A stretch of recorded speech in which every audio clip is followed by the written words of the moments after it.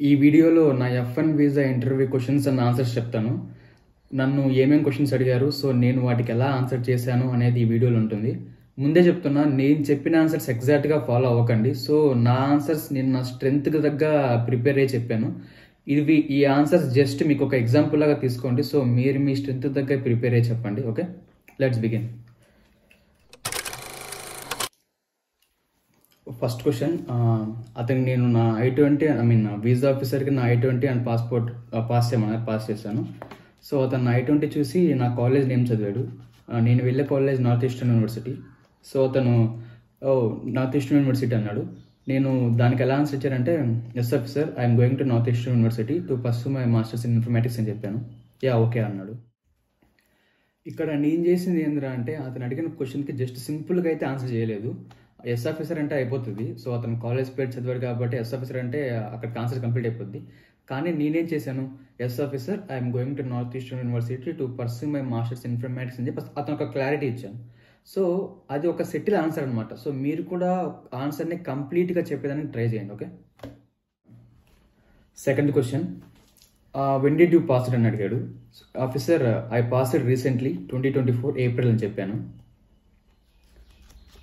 And third question వచ్చేసి, what is your CGPA అని అడిగాడు. దానికి నేను ఎలా ఆన్సర్ చేశానంటే, officer, my current CGPA is 7.41 on a scale of 10. So నేనైతే ఇలా ఆన్సర్ చేశాను అనమాట.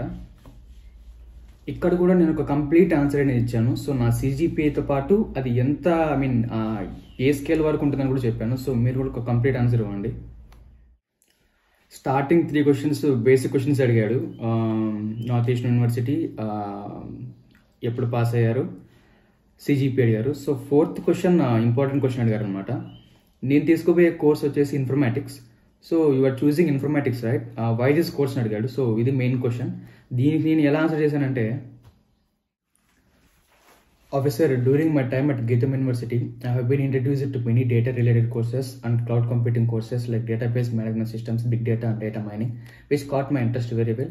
So that is the reason why I have done my final year internship in cloud computing, Amazon Web Service as well, and have participated in many data related competitions which is conducted by my college. So the course which I am choosing, informatics, has a unique blend of cloud computing concentration and database management systems as well.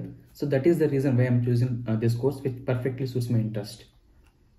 ఇక్కడ why informatics, why this course అనేది చాలా important question కాబట్టి దానికి నేను ఎలా answer చేశానంటే, past, present, future ఈ template ఉపయోగించి నేనైతే ఆన్సర్ చేశాను.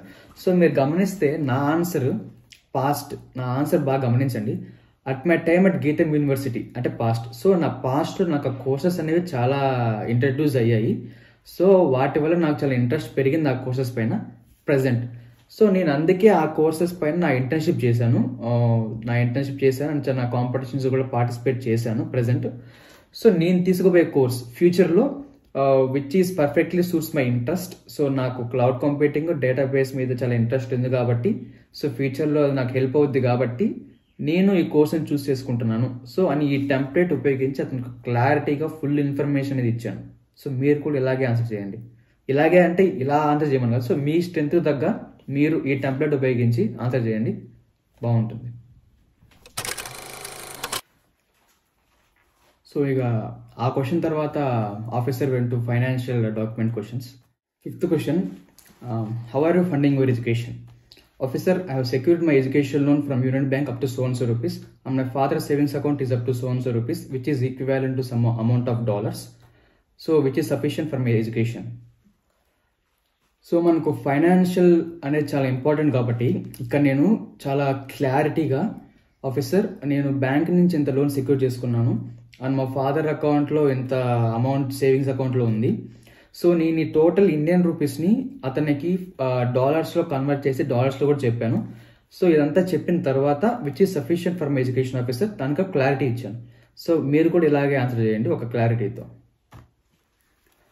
సో ఫైనాన్షియల్ క్వశ్చన్ తర్వాత what do your father do అని చెప్పి అడిగారు. సో నేను మా ఫాదర్ ఆక్యుపేషన్ చాలా క్లారిటీగా ఎక్స్ప్లెయిన్ చేశాను. దాని తర్వాత what do your mother do అని కూడా అడిగారు. సో మా మదర్ కూడా వర్క్ చేస్తారు కాబట్టి మా మదర్ ఆక్యుపేషన్ కూడా చాలా క్లారిటీగా ఎక్స్ప్లెయిన్ చేశాను. సో ఇంతే, క్వశ్చన్స్ అన్నీ అయిపోయినాయిగా. Okay, place your 4 fingers on the scanner, your visa is approved, congratulations అని చెప్పి చెప్పారు నాకు. సో నన్ను అడిగిన క్వశ్చన్స్ అయితే ఇవి, నేనైతే వాటికి ఇలాగే ఆన్సర్ చేశాను. సో నా వీసా ఇంటర్వ్యూ ఎక్స్పీరియన్స్ ఎలా అయింది అని చెప్పేది కూడా ఒక వీడియో చేశాను, దాన్ని ఐ బటన్లో ఇస్తాను చూడండి.